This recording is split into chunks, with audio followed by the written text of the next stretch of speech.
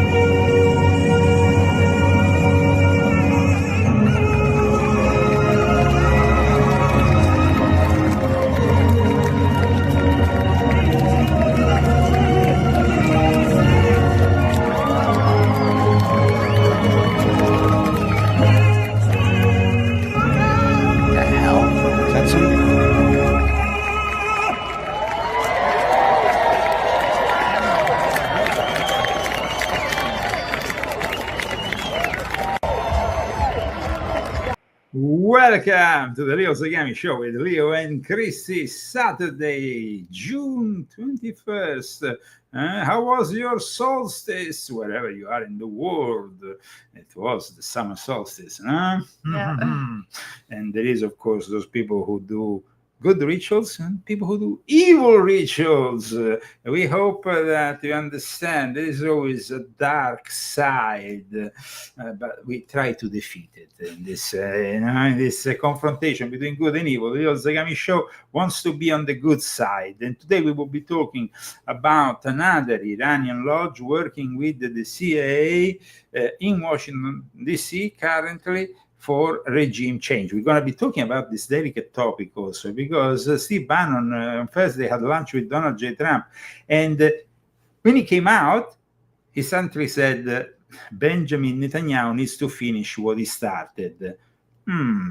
A big change. We have all these people within the MAGA movement that first, like Tucker Carlson, they attack Trump and his choices, and then they apologize or they change trajectory. We are always of the same trajectory here. We know that ultimately it's going to be the people of Iran to demand this regime change. We just need to weaken up a little bit the position of the Ayatollah, who for too long have oppressed these great people. And now, of course, Christy, who are the sponsors of today? We have Daniel Estes, Stephanie Griffin, Joanne Otenaru, and Nagrazada Minta. Wow. Well, I would like to give an applause to all these people. Maybe Thank you so much. Let's give them an applause. Here we go with the applause.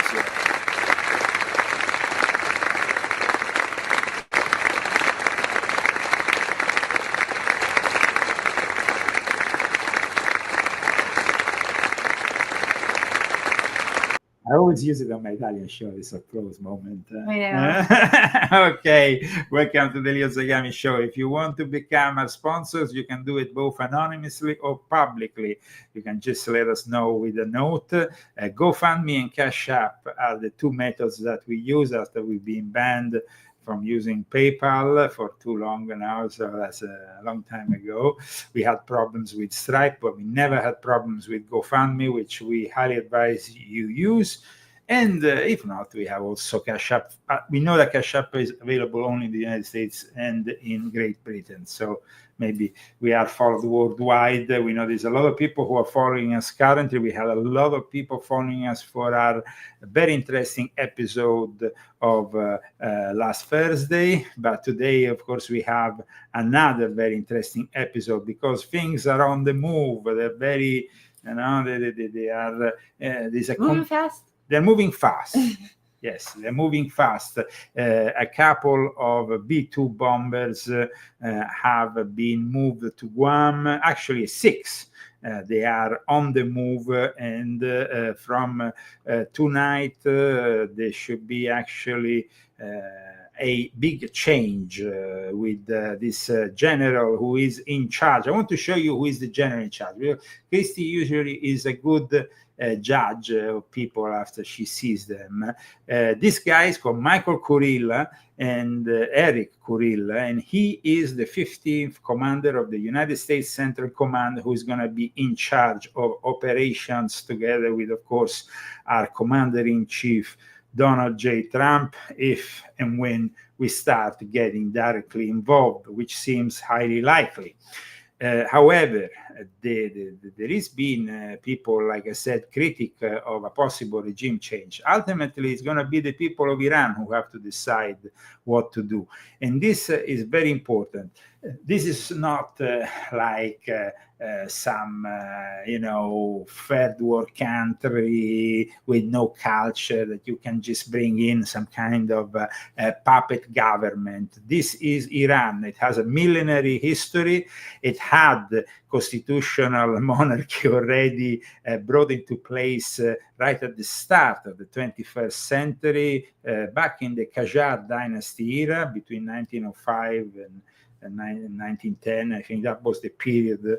But then later on, we had, of course, the Pahlavi dynasty taking on the show from the 1920s. Eventually, we arrived, of course, to the father of today's prince, Reza Pahlavi, who is very much a focus of attention from many people because he could become that person who at least gets involved in the transition period. Or maybe he could bring back a constitutional monarchy in a way that is decent and also loved by his own people. But welcome to the Leo Zagami Show. From wherever you're following us in the world, we ask only one favor. Just share this video on your social networks of choice and also subscribe to our channels. We are broadcasting live on Facebook, YouTube, X, Rumble, and also BitChute in the last few weeks with a lot of success. Okay. Now, today we have been talking a lot about the Grand Lodge of Iran in exile.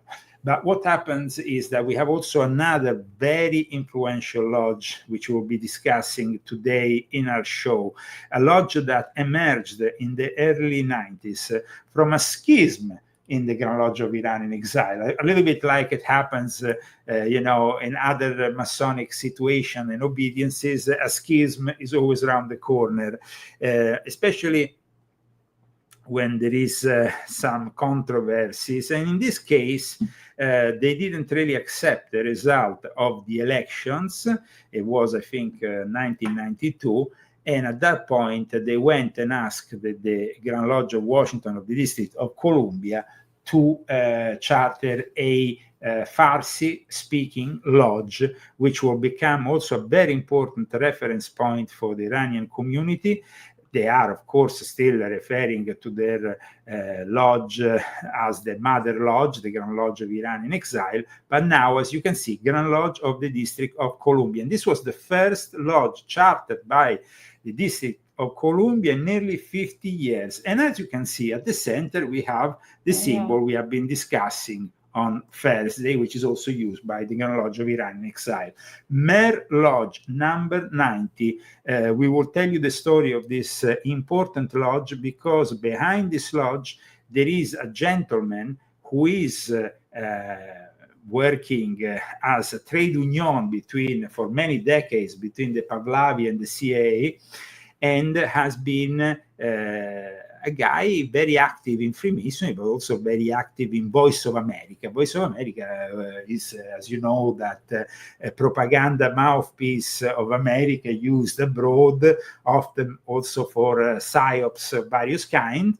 Let me show you this gentleman here. He's called Mansour Atefi. He eventually became the Grand Secretary of the Grand Lodge of Washington, D.C., of the District of Columbia. He's a very distinct gentleman, as you can see, still alive and kicking. I think now he's around 86. This is him. It was thanks to this guy, who is very close to the Pahlavi family, who a new lodge became very much the mouthpiece for those Iranians who are also involved, of course, very closely at that point with the Washington, D.C., with the politics in Washington, D.C. And so you have, of course, the Iranian community is made of 400,000 people here in the United States. 200,000 people of those 400,000 live here in California. And for that reason, at the moment, as Politico also is saying, there is a little bit of a problem, because 56% of these Iranians tended, at least in the past, to be associated or voting for the Democratic Party, because half of them live in California, so you can understand that their tendencies were a little bit progressive. However, now things have been changing, and I'm going to show you soon Trump's change in all this. But American Iranian diaspora, as is known, with these 400,000 Iranians who came to live here mostly from 1980 onwards. Some of them exited Iran legally, some of them illegally. A lot of Freemasons, of course, because the Shah himself was a Freemason and the protector of the order back then. But what Politico's here saying is America's largest Iranian diaspora is at the crossroads. This is time for the California politicians to speak up, because they don't want necessarily an American involvement in the confrontation. But at the same time, like Prince Pahlavi has said on Fox, what we really need is that the Iranian people themselves decide they had enough of these ayatollahs. However, I would like Christy to read some points of this article. Please, Christy. Okay. Earlier this week, the Iranian American Democrats of California held an emergency meeting to discuss the organization's next steps as President Donald Trump weighs whether to join Israeli strikes against Iran. Leaders of the group had already hit the phones in the hours and days after Israel launched its first strikes, June 12th, calling all the members of the state's congressional delegation, including California Senator Adam Schiff, Shifty Schiff, and Alex Padilla. Alex Padilla, who Vance calls Jose Padilla. I actually was the first one to call him Jose Padilla. Okay. And Alex Padilla, and urging them to prevent U.S. involvement in the attacks. For Southern California, Iranian diaspora, the nation's largest, the fastest moving conflict, represents a critical moment for a political and culturally diverse community that hasn't always gravitated to American political debates or done so as a coherent bloc. However, in the last elections, it increased the support for Donald J. Trump, especially with the foundation of Iranians for Trump. You know, I made Italians for Trump, they made Iranians for Trump, and this was done just to back Trump in the latest election.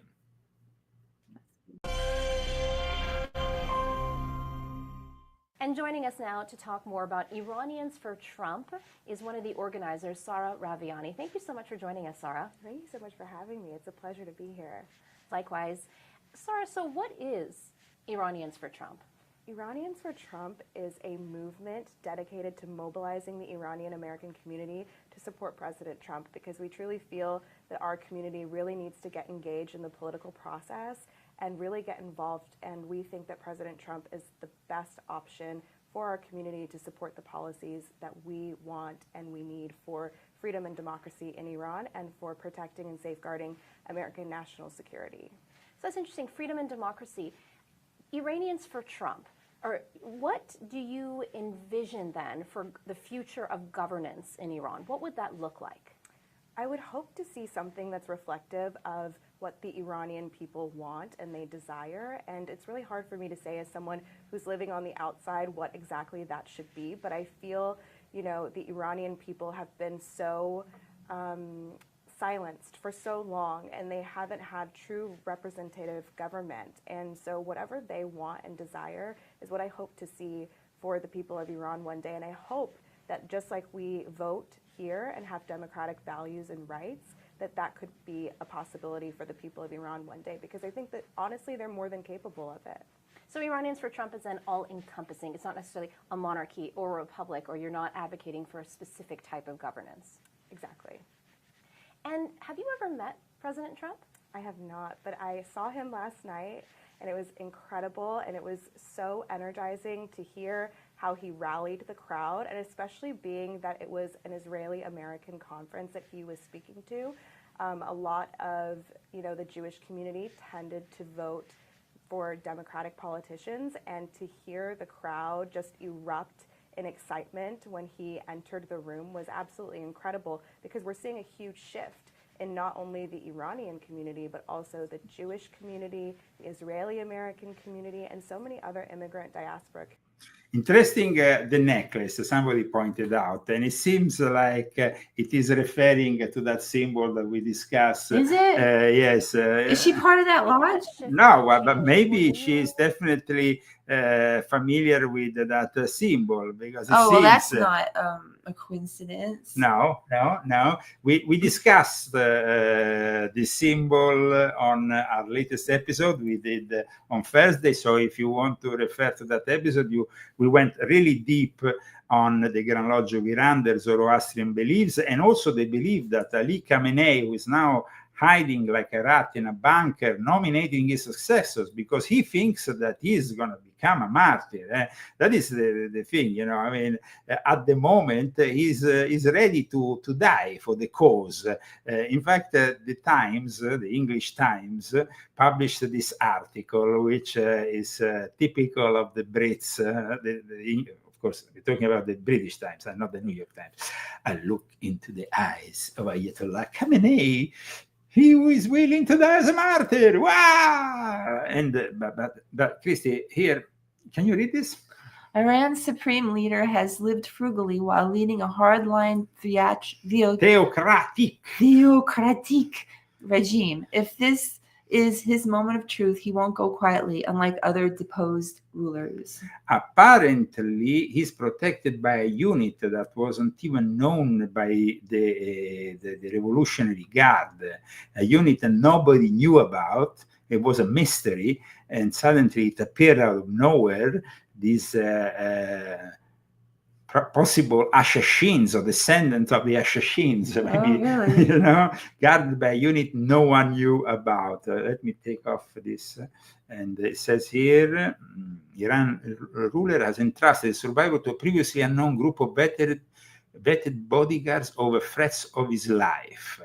Iran's supreme leader has been moved to a highly secure location where he is under protection of a top secret elite unit. I have discussed very much how they came in charge of Iran, and also the long story of Iranian Freemasonry that starts a couple of centuries ago with a group of Persian aristocrats who go to England, get initiated, and then of course we have also the attempt by the Illuminati to eliminate the Shah.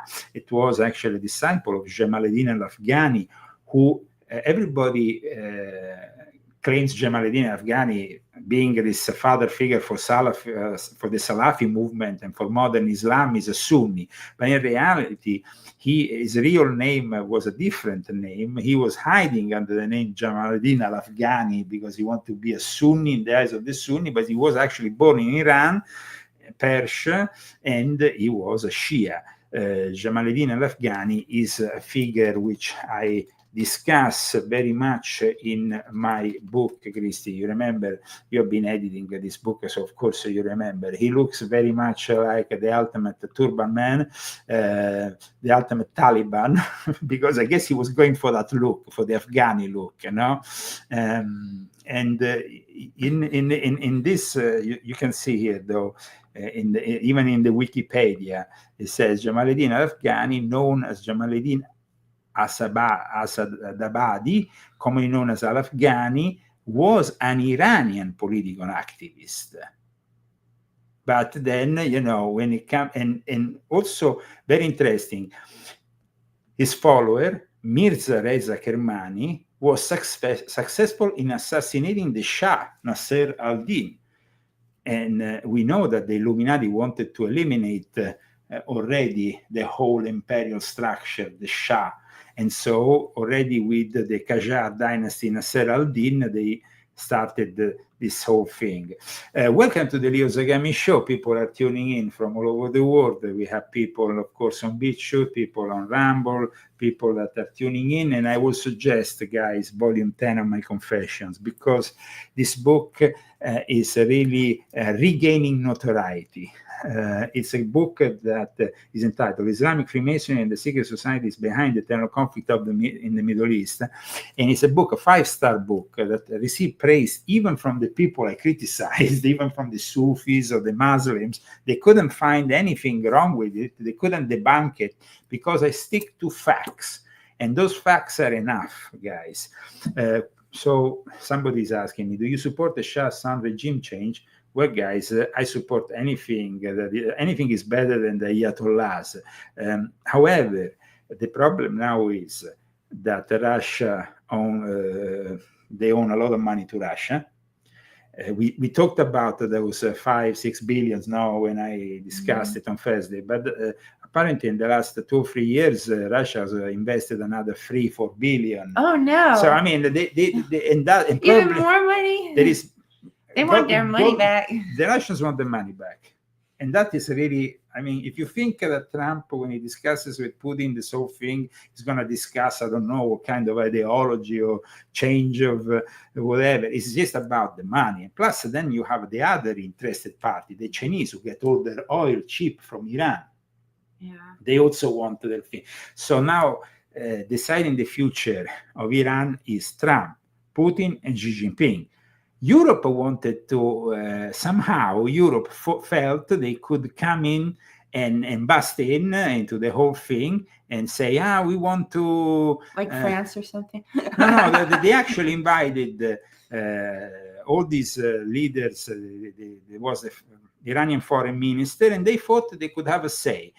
Trump immediately shut them up. The Europeans, they don't have any say. Why they should have a say anyway in what Iran is doing? Europeans meeting with top Iranian diplomats yields hope of more talks, but no breakthrough. What I don't understand is this from the Europeans. They are the first ones who are like marching in support of all those women who are oppressed and marched against the regime between 2019 and 2022. But then they support these criminals, these oppressive dictators of the Ayatollah's regime, because the Ayatollah is a dictator, and he is a ruthless one. And so this guy can be all nice, he presents himself all moderate. You saw how he talks on TV, all very, but in reality, this guy is a criminal. And his Islamic Republic is a republic of thugs. So, of course, we support a regime change for the poor people of Iran who are oppressed. Yeah. In the last few days, the Iranians haven't even been able to talk with their relatives. Apparently, when you call Iran, you get a robotic voice answering. And it's really weird. A lot of people are really spooked out by this because the internet is being... that's what I was going to say. There was an internet blackout. There's an internet blackout, but now there's also phone blackout. And when you talk with when you talk with Iran, you receive this weird female voice who pretends she's answering you, but in reality... Okay, what? Like somebody will call their grandma? Yes. And then they'll get this robotic voice. Yes. And yes. then what will the voice say? I'm gonna show you if I manage to find it here in a sec, because it's pretty spooky. Well, And that's weird. I know it's very weird. And So the phones work and they can get through to the person, but then Yes. this robot comes on. Yes. And do the robots say different things? No, it says only. It's very. Oh, you want me to read it? No. There's actually a recording of it. If I manage to find it, I have to find it. But if you find it, it's pretty spooky. I mean, it's like this female voice answers, says hello, and then pretends to answer you. And all right, we want to hear it. We want to hear this voice. I hope you can find it. I found it earlier for my Italian audience, so I should be able to find it here. I had archived it. So let's see if I can. Here it is. It was actually reported by the Associated Press and by a number of people. A woman tried to call her mom in Iran. A robotic voice answered the phone. And a few people tried, and the Associated Press has this example. So here it is. Ooh. Hello? Hello? Who is calling? This is the only thing they say. I can't hurt you. You hear this? I can't hurt you. I can't Could hurt you you? repeat? I can't hear you. Oh. This is what they say. I'm not sure if you are calling the right number. It's like an automatic Who mess. do you want to speak with? That is very weird. And it's a I'm robotic. Alicia. Do you remember me? All right, that's really weird. It's pretty spooky. Initially, I thought like maybe it was some kind of a recorded thing that everybody was getting, but it's actually the robot. I think it's like an AI system that they have implemented, but nobody, of course, is answering. And so you don't really have a contact anymore with the outside world. The outside world doesn't have contact with them, and they don't have contact with the outside world. This is what they have done. But this is also what the Reza Pahlavi has reported yesterday on Fox, and I think the people need to listen to what he said, because he said some very important things. 1979, a massive revolution in Iran brought about the Ayatollah Khomeini to power. The then Shah of Iran and his wife, Her Imperial Majesty Farah Pahlavi, were forced out of their homeland. This is them leaving at the airport. But under the Ayatollahs, the freedom that they promised never materialized. In fact, they cracked down, beating and imprisoning women who refused to wear the hijab, gay Iranians, anyone who dissents. Now the son of the late Shah, His Royal Highness Reza Pahlavi, who has been in exile, is advocating for a new future for Iran. He says he believes that the moment is now. He posted this on social media, quote, "The Islamic Republic has reached its end. It is in the process of..." Now, people are a little bit ignorant. I need to clarify. Somebody saying in the chat, the US installed the Shah. That is totally erroneous. The US participated in 1953 to a coup d'etat to maintain the Shah in power. But the Shah, the one who started the Pahlavi dynasty, he had to give up in 1941 because, of course, he had given his support to the Nazis, and in 1941 he abdicated for his son. His son then carried on until 1979, but of course he did some mistakes. I think the main mistake that he did was to implement the SAVAK. The SAVAK was this secret society / secret service that was founded when there was the coup d'etat of 1953 that was put together in the Lodge Pahlavi. We talked about it on Thursday, and together with the support of the C.I.A. and the MI6. And in fact, here it says, according to the classified memo citing a classified U.S. Senate Foreign Committee, the CIA played a significant role in establishing SAVAK, providing both funding and training. And SAVAK, that was in power, was in charge of things from 1953. After the 1953 coup d'etat, you can see it was removed, and then in there was this whole thing came together. We can eventually, if you are interested, Christy, you can read a little bit about what it says here.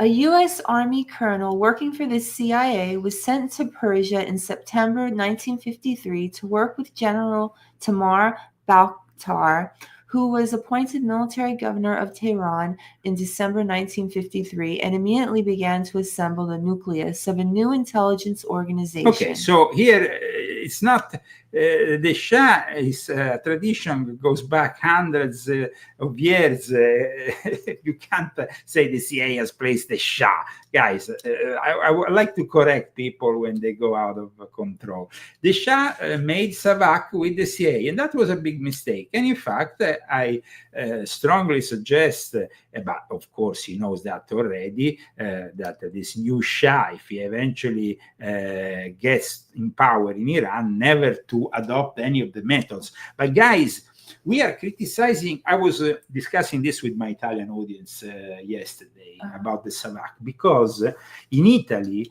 we had the same things the SAVAK did, were done by Operation Gladio, by people in charge of the P2 and other bodies that work behind the scenes against communism in Italy. And they did exactly the same things SAVAK did, but the Italians didn't rebel. Unfortunately, they had the same oppressed republic, corrupt by the mafia and so on. And that's maybe why the Freemasons and the Vatican trusted the Italian mobsters with getting the gold out of Iran in 1979, because they are the biggest crooks in the whole Mediterranean. So I think that realistically, the SAVAK was definitely an experience that doesn't need to be repeated. But there were many SAVAKs around the world that went unchecked. And this happened, though, in Iran, it happened that because of the Shia, the Ayatollahs, the secret societies that they themselves established then in reaction to the SAVAK. I explain here in the 1950s, those secret societies that started to base their ideas also and modalities on groups like the Ashashins, which are of Shia faith. So that's very important here to explain why we can't have a new SAVAK, but also why this. I think that if this Shah, this prince hereditary who might become Shah, goes in power, he will never go back to those methods, because those were the methods that were commonly used by the CIA and MI6 at the time. Just imagine, Christy, all the banana republics in South America and Central America, and all the terrible things that were done by Operation Condor. Guys, let's be honest about things. In the 1950s, there wasn't such thing as democracy. There was a post-Second World War, a new world order that was simply laid down, their foundations. Khamenei, like a frightened rat, has gone into hiding underground and has lost control of the situation. What has begun is irreversible. I spoke with him moments ago, the exiled Crown Prince of Iran. Here's our talk. Crown Prince, thank you very much for joining us at this historic moment in time. It's good to have you with us. Good afternoon, Martha. Good to be with you as well. Tell me, first of all, Crown Prince, what is your understanding of what is actually the situation on the ground right now in Iran? The latest report that we have had, Martha, is that the control apparatus of the regime is almost collapsing. And we see more and more of that sort of reports that are coming to us from personnel within the military or intelligence that says so. That it's really falling apart much faster than it was, let's say, last week. The problem, however, is that the regime has cut off the nation from any communication. Internet and even landlines are down. families that are trying to figure out what's happening to their loved ones cannot communicate. And I hope that we can overcome this problem very soon, so the nation is not detached or unable to communicate, which, as you know, is crucial for anything that needs to be done. The regime is so desperate that it's now taking this initiative to impede on the process. But I know we will overcome this. It's a big challenge, and my compatriots are extremely resilient. Many of them have stood, in Tehran, besides those who have left the capital city. And their resolve is amazing. Their courage is really amazing. It's a shout out to them that despite all the hardship, they believe that this time victory is near. And we need that courage and that moral support that the world needs to also give us, that this time they're going to be on our side rather than continue thinking that this regime will ever provide a solution. Historic opportunity to put an end to all the problems, not just the nuclear threat, but every other thing that has been associated with this regime ever since it took over. And I think my compatriots have proven that despite the threats, despite the repression, despite being executed, besides being tortured, besides being shot in the eye, they're still in the streets, standing firm, and hopefully at some point the world will say, now it's time for us to step in and allow for this process to take its natural course, help the Iranian people overcome this regime, because everybody as a result will benefit, not just my compatriots, of course, but I think many people around the world will understand how different a different Iran could be for all of us. And how different this Iran could be, but not with the regime change that necessarily, requires boots on the ground or even a direct involvement of the United States beyond the fact that they might use these stealth bombers that are on the way. Once we have destabilized this regime, it's up to the Iranian people. And that's what also Reza Pahlavi says now in the rest of this interview, because it's very important, guys. These days we have a lot of talk, and we have all these so-called experts on the internet saying, oh, Netanyahu is evil, Trump is evil if he follows Netanyahu, and all this BS. Guys, this is much bigger than Netanyahu and Trump. This is something that goes back to 1979, and none of this will have happened without that idiot of Jimmy Carter. But aside from that, the Pahlavi office and headquarters is in Falls Church, which is basically very close to Langley. We are talking about the headquarters of the C.I.A. And all this is connected since the early 90s to the lodge Mer number 90. That was basically chartered in 1991 and started to be fully operational in 1992. I found a document of importance of this lodge, which I want to share with you, because I think that people need to understand that, of course, there is parts of Freemasonry which are evil, but there is also parts of Freemasonry that at times are used for implementing something good. I mean, guys, we will not have the actual United States of America without Freemasons. So, we can't always blame the Freemasons for everything. These guys who have created this lodge in the early 90s, there's a whole story here that I found in a publication, an official publication of the District of Columbia Grand Lodge. Here you can see it, the Voice of Freemasonry in the nation's capital. This is about the official publication of the Grand Lodge of Free and Accepted Masons of Washington, D.C. And in this publication, there is the whole story of the Iranian brethren who, after a squabble with the Grand Lodge of Iran in exile, eventually ended up being invited to a luncheon in Connecticut Avenue, hosted by a Grand Master there.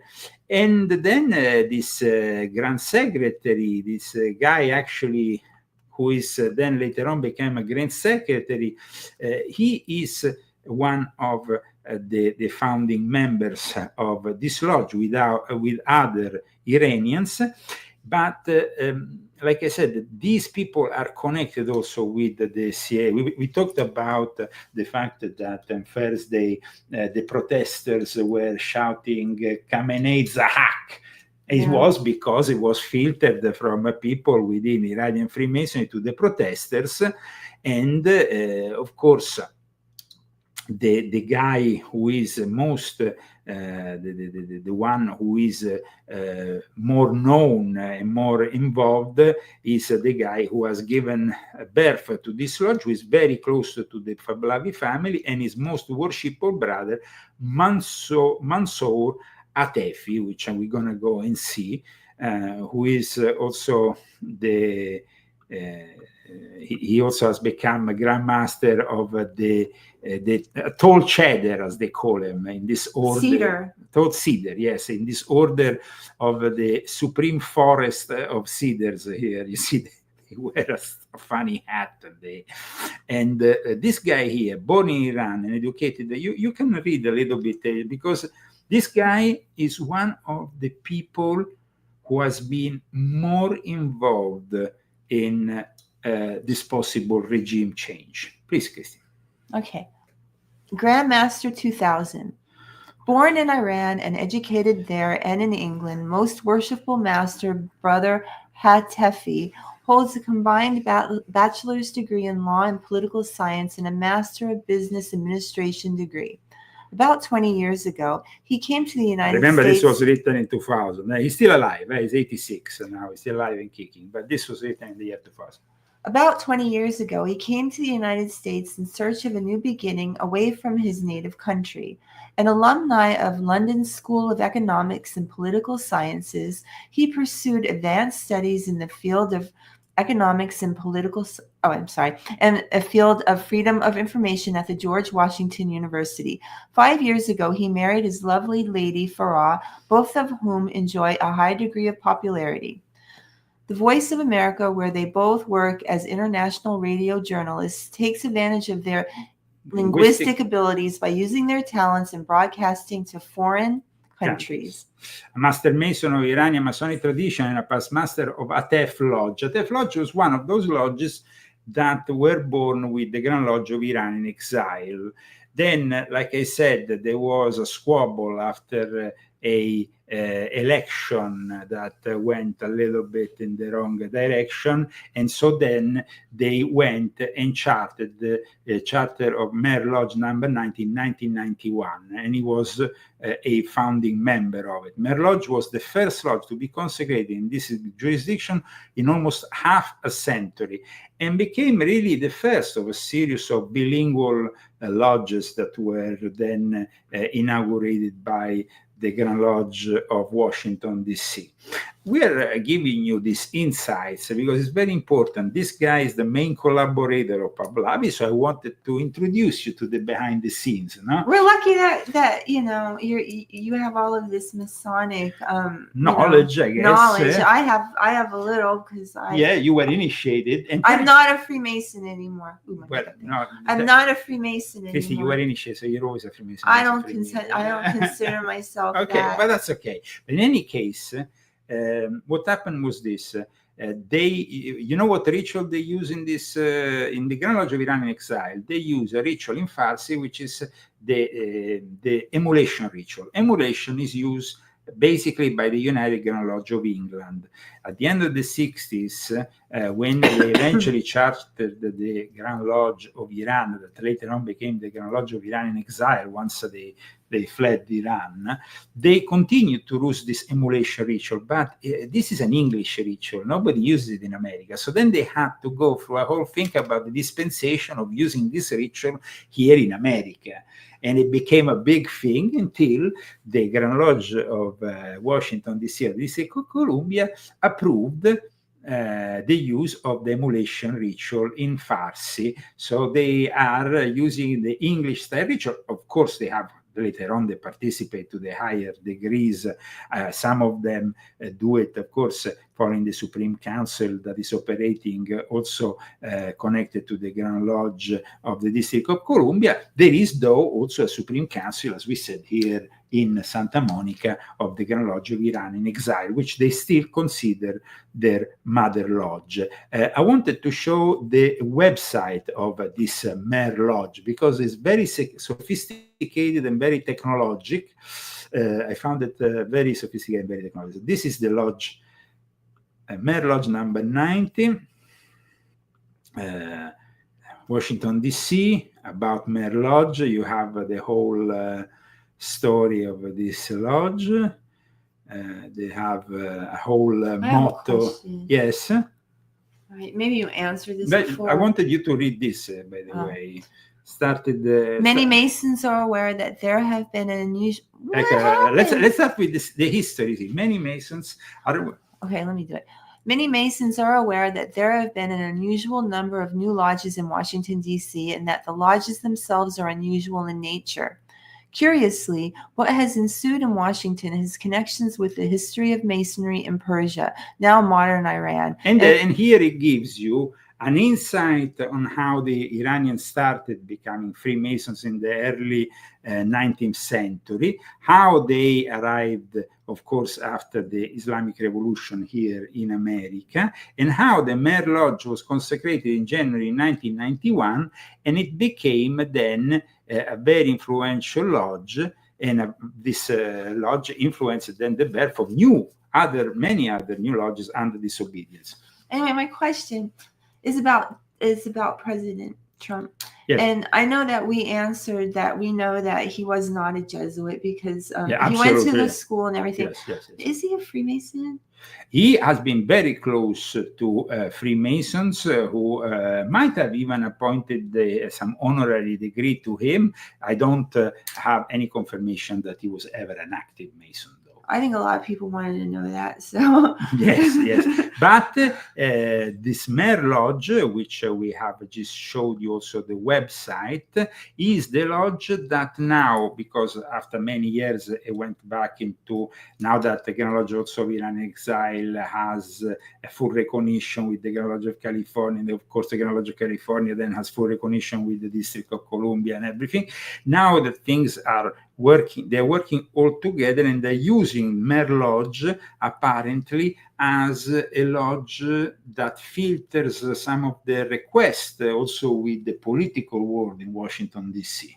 So that's why today I wanted to talk about this other Iranian lodge working with the C.I.A. And working for a regime change that might come. Now, we're not necessarily stating that everything that comes out of Freemasonry is positive. We know that unfortunately there's been also a lot of negative things coming out of Freemasonry. But when it's used for the good, it might be a good tool. It was used by those people who the Boston Tea Party gave birth to the American Revolution. So it must not have been it's not so that bad after all. Let's move forward with what Pahlavi said.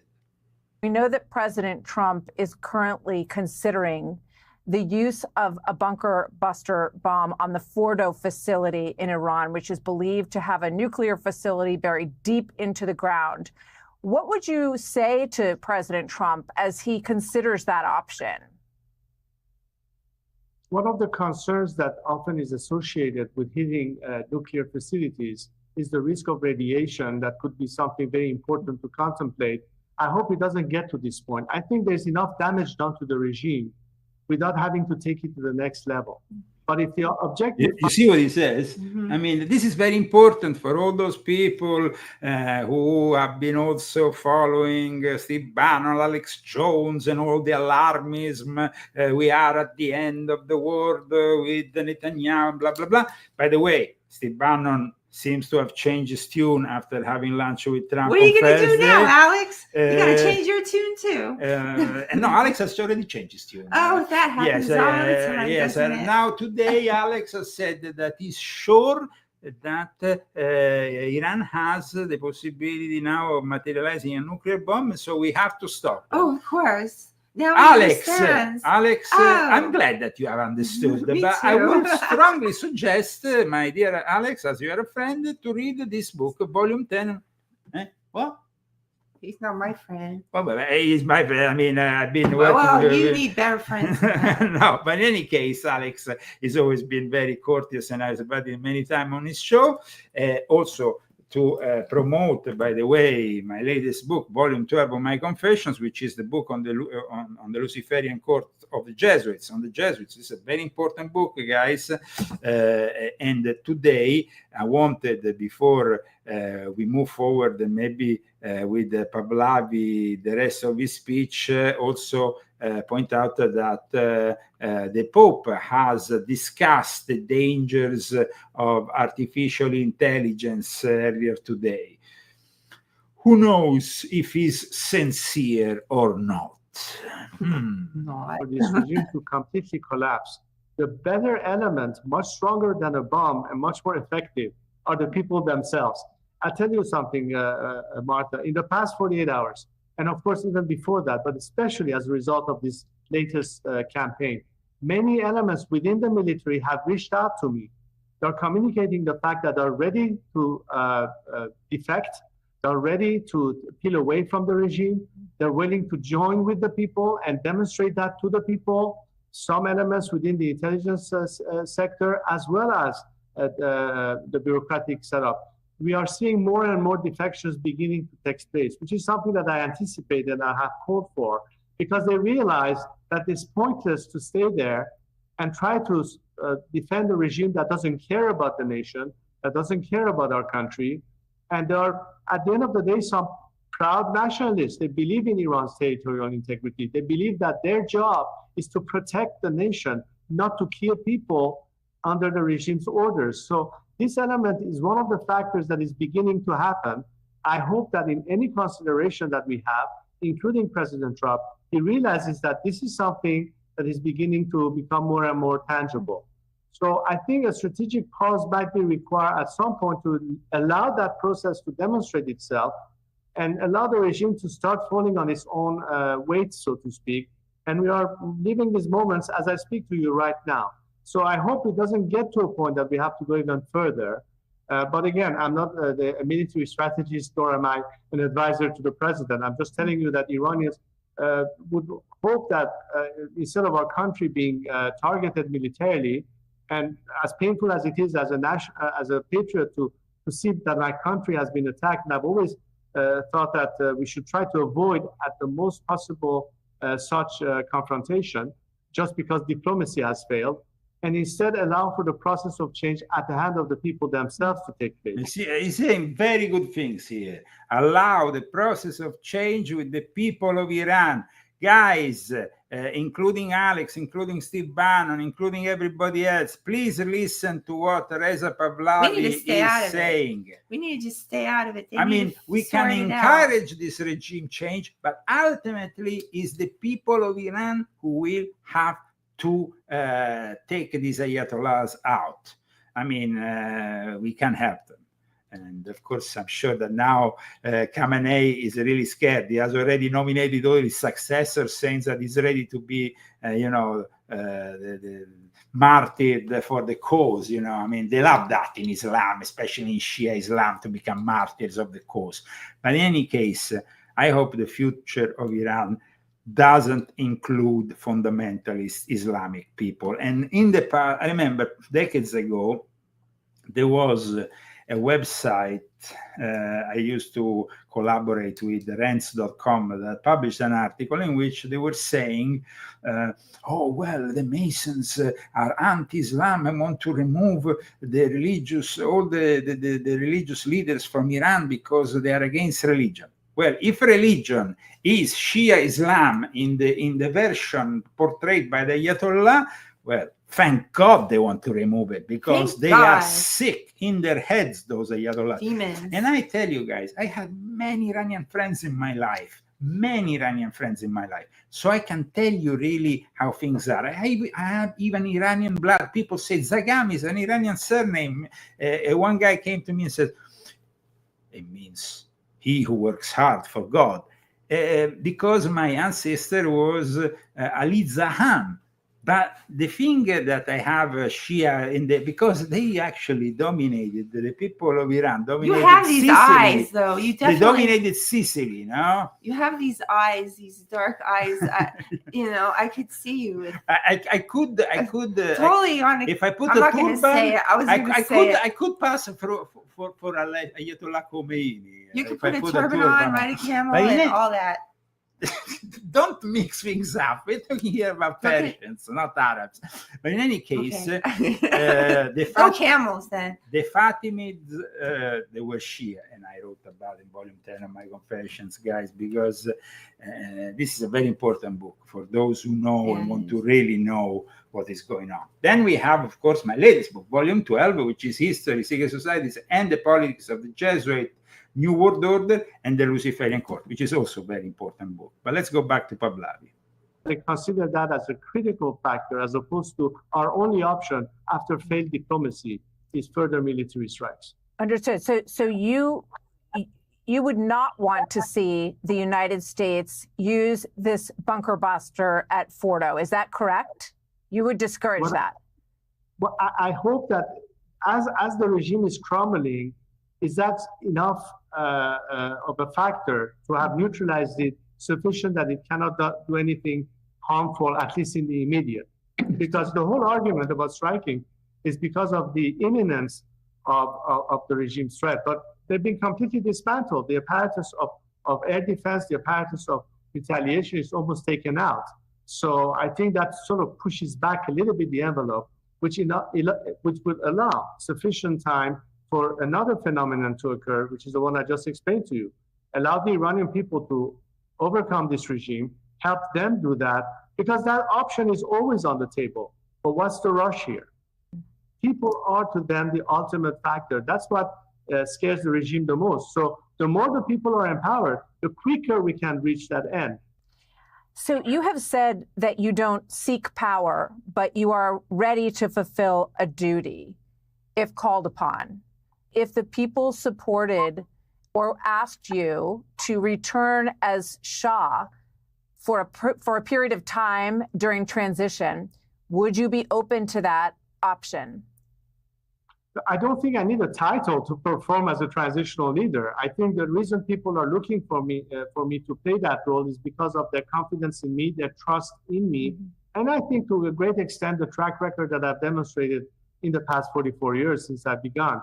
And that trust in me allows me to play that national leader role, if you will, and be able to be the element that assembles people together on a common agenda, knowing that we might differ in opinion, but we are committed to the democratic outcome. So I don't think I need to have any particular title. That would be putting the carriage before the horse, so to speak. Let us be focused on the job at hand. The job at hand is A, eliminate this regime and replace it with a secular democratic alternative. And this is exactly the end game that I'm looking at, and I'm not looking past that one at this time. I'm focused only on this mission, and I hope my compatriots will understand that we need not prematurely discuss issues that will be determined down the line. So he's encouraging the people to change the trajectory in Iran more so than the potential of a bomb destroying Fordo. So we're going to have more of our conversation in just a moment. This is really important. This is really what you have to focus on, a regime change that is wanted by the people of Iran, mainly, that want finally some normality. They want to go back to when Iran was a modern country where women were dressed in the Western way and didn't have to put... Really? And they were really modern in Iran. It's not fair what happened on women. Absolutely, absolutely. And where they can live God the would Western never life. want that. God would never want that. It's terrible what the Iranians have to go through because of these people, and maybe in the future we will show you some images of what Iran used to be. It was a really great country, guys, a really great country. However, some mistakes were made.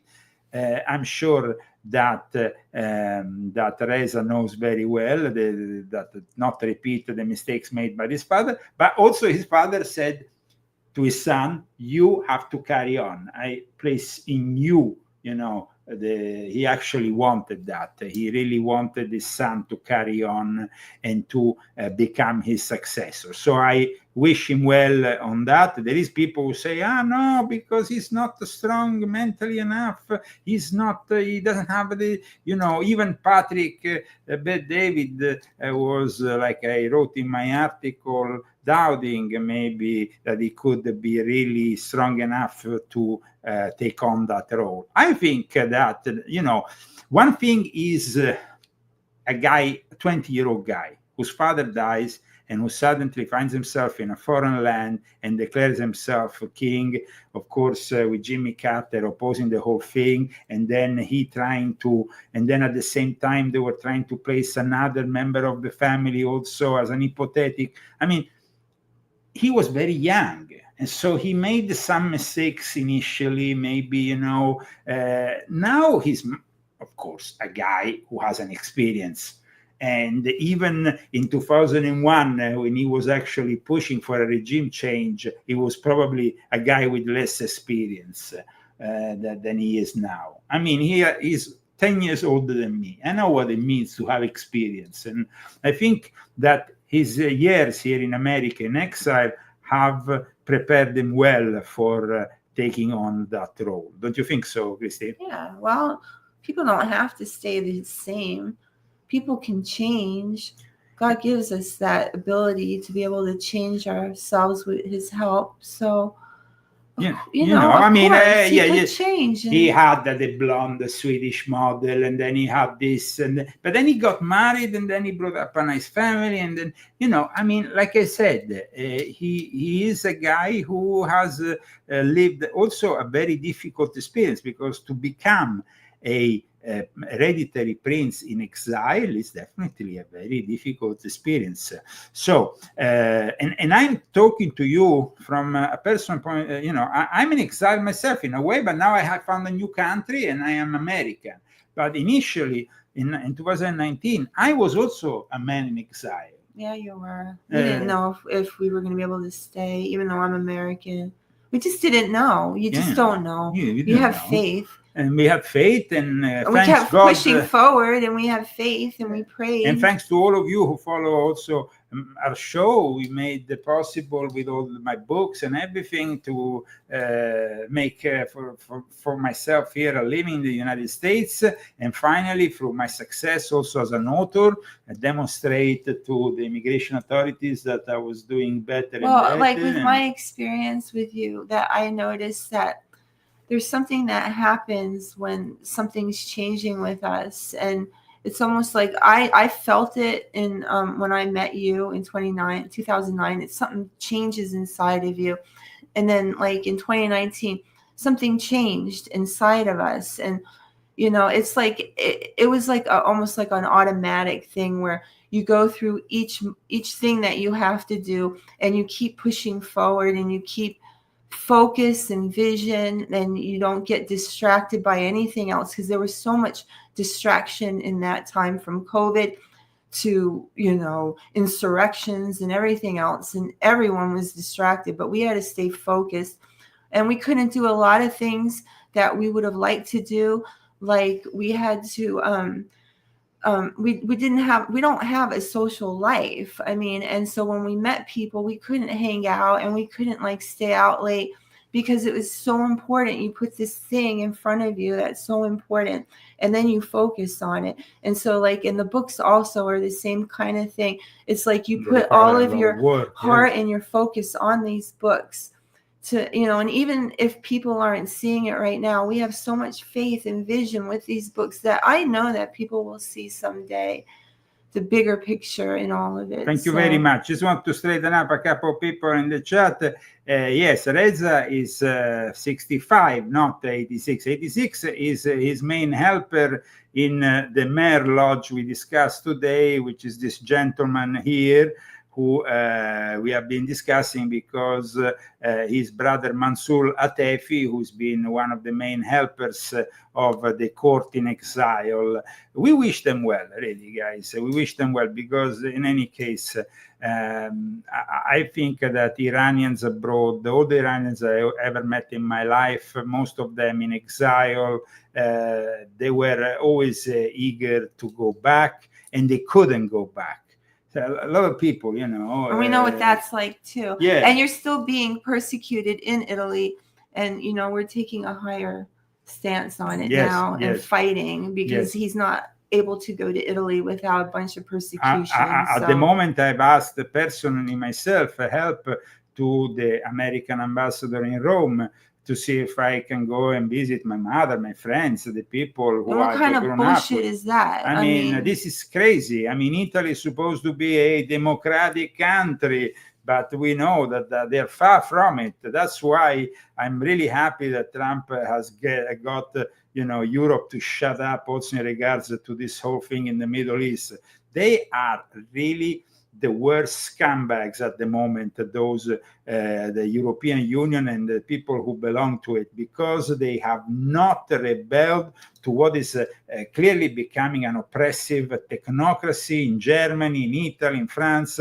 They don't have any form of freedom. They are censored left, right, and center. They still have people censoring their posts on Facebook, having fact checkers. You remember the fact checkers we had during the Joe Biden era? They still have them in Europe because they are oppressed by a technocratic dictatorship that still wants this war with Russia. They're desperate for it. And very good. Trump said to both Lindsey Graham and to Mike Pompeo, who went to Kiev, stop giving these guys the idea that we're going to continue supporting them for a war against Russia. We are not interested.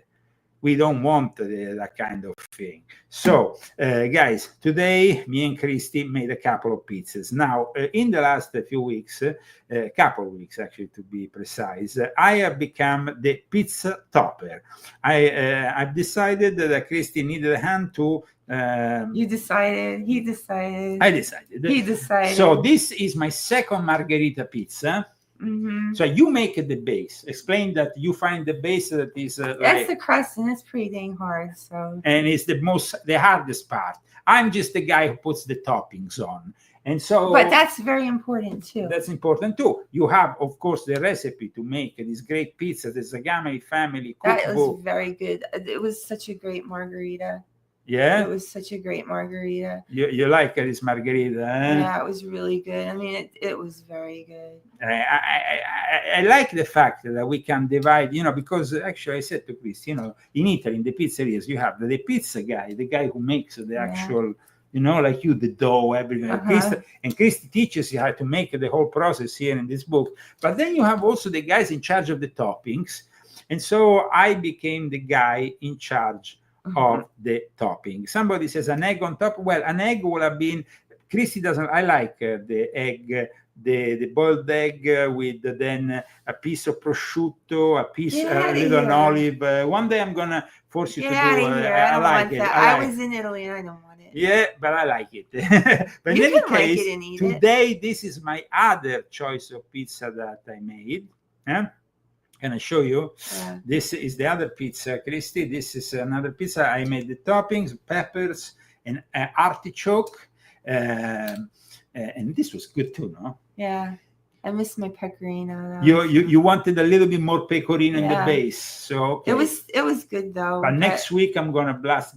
I think I suggest instead of putting just pecorino, because you like the pecorino in that way, I think you should make the cream of pecorino and then make I can try it. That would be even better. In any case, guys, really, you want to save money because these days they rip you off left, right, and center when you go to restaurants. You don't. We had to spend $182 on my birthday for a pizza, and it wasn't that great. It was terrible. Well, the pizza was okay. Well, of course, if you have a wooden oven, you must be an idiot to not get the pizza right. If I had a wooden oven, forget about it. Forget about it. I will be every day doing pizza. But in any case, this book teaches you how to make fresh pasta, fresh pizza, and many other many other recipes. So thank you so much for intervening so numerous today on Facebook, YouTube, X, Rumble, BitChute, Band.video in the coming hours. And we will see you next week. Continue to support our show, and we're going to bring you we will try to bring you always 2 shows a week, because it's starting to get the people are enjoying our presence 2 times a week. We had a lot of success on Thursday, and at this point, guys, we end up with the final dance. You know, the final dance. Christy loves the final dance.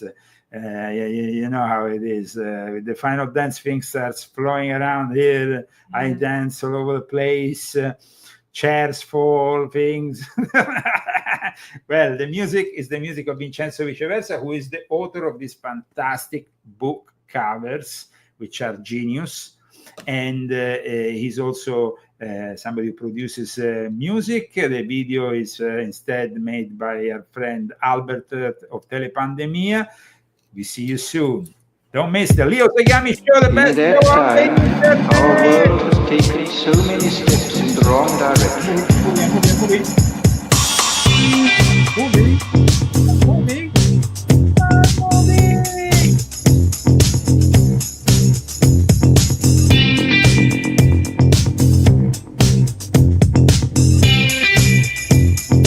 In the negative utopia, science, technology, social organization, dehumanization.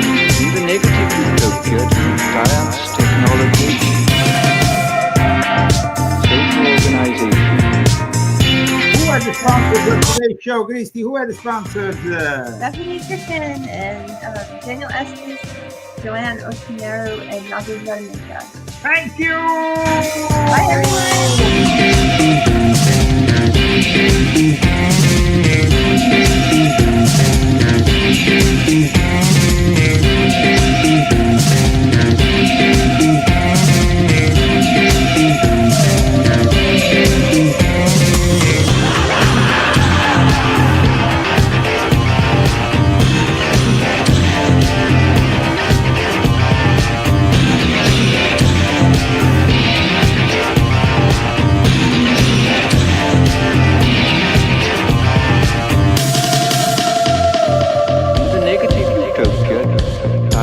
technology, social organization, dehumanization.